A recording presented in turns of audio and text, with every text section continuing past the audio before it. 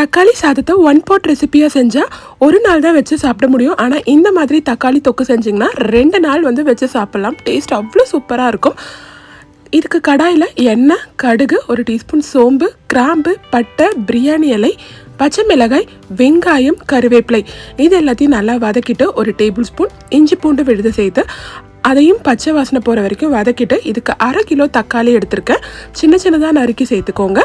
தேவையான அளவுக்கு உப்பு எல்லாத்தையும் நல்லா கிளறி விட்டுட்டு தக்காளி நல்லா குழஞ்சி வர அளவுக்கு நல்லா குக் பண்ணிக்கோங்க. தக்காளியில் இருக்க தண்ணி வந்து நல்லா சுண்டி வரணும்.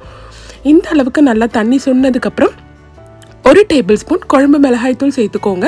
இதுக்கு தண்ணியே ஊற்றக்கூடாது. நல்லா கிளறி விட்டுட்டு சிம்மில் வச்சு ஒரு 10லேருந்து 15 நிமிஷத்துக்கு எண்ணெய் பிரிஞ்சு வர அளவுக்கு குக் பண்ணிவிட்டு கிளறி விட்டு நறுக்கின கொத்தமல்லியை தூவி இறக்குனீங்கன்னா சூப்பரான தக்காளி தொக்கு ரெடி. இதை 2 நாள் சூடு பண்ணி வச்சு சாப்பிட்லாம். டேஸ்ட் அவ்வளோ சூப்பராக இருக்கும். நீங்களும் இதை ட்ரை பண்ணி பாருங்கள்.